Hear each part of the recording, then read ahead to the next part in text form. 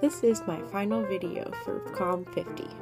I'm going to talk about the projects I completed in this class for this semester, including my blog with using WordPress, creating that blog using Bluehost and it's my domain name, showing how I learned Photoshop and what I used that for, creating my webpage and using those web pages to publish podcasts, making Flickr slideshows that show you how to do something, making a YouTube video that also was an instructional video, and social media promotion for a local nonprofit or business.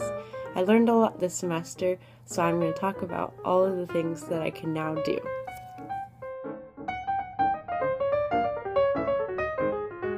The first project was to create a domain name. I used Bluehost to do this, and I used Bluehost then to create my WordPress page with the whole page looking like this. And then the actual page, Coffee Crafts and Crockpots, looks like this, with a couple blog posts. We then were able to create different pages with different things. This is the picture of the menu and the film page. There's also the About Kristen page, which talks about who I am. Then we moved on to photo editing. Using Photoshop, we were able to make film pages with photos, and then moving on to more complicated ones where we were posting pictures of certain things, and then graduating to the edited photos, where there's a photo gallery with my WordPress. I created photos such as this one, where I edited the photo to have a word or text on it, and then this one as well, where I was also adding text to the photo using Photoshop. We then learned how to edit my photos to look different than they originally were taken, such as this one in the Finally, we went to podcasts. Here's GarageBand, the program we would use to make our podcasts. We would then upload them to the WordPress using a certain widget and get a code from that and put it onto iTunes. It's pretty cool because people could listen to our podcasts. Then, with those photos, we graduated to Flickr slideshows. I made my video on how to make Greek letters, and I definitely think I could have picked a different topic because this one had a lot of steps. But, as you can see, it came together, and here are some of the photos from there. These are the supplies that I used, some of the steps that I had to take and talked about in the video, such as ironing the letters, sewing the letters, and a lot of things putting together the final product. And then, after our Flickr slideshow, we made a YouTube video.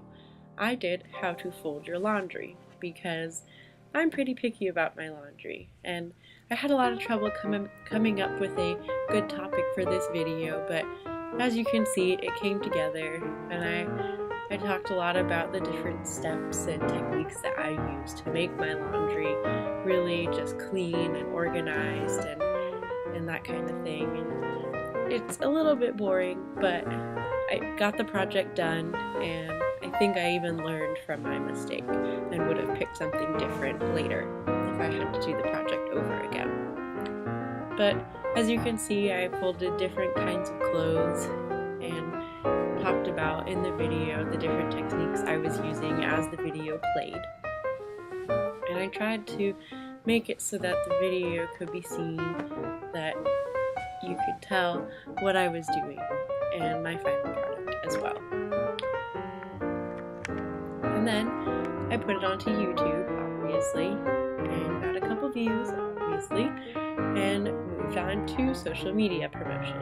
I chose Tiger's Yogurt, created a webpage for them using WordPress, and gave a little bit of background information, their location, their hours, their phone number, all that kind of stuff, their flavors. I talked about all of the favorite flavors that people have at Tiger's Yogurt. I gave the prices and some of the sizes that they offer and things like that. I also made them a Facebook page so that they could start getting likes and generating interest. I made a couple of posts on that Facebook page and put a map on there that showed where it was. And then I also made a Twitter. So I was making daily posts, daily tweets, and you can kind of see some of these. I tried to incorporate photos and kind of things that would put a face to Tiger's Yogurt. And Finally, I tried to make an Instagram, but I felt as though it was a little bit overkill. The photos really spoke for themselves on Twitter. Those are all the projects I completed in COMM 50.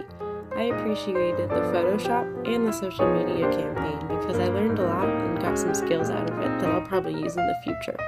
I definitely appreciated this class and I'm glad I took it. Thanks for watching.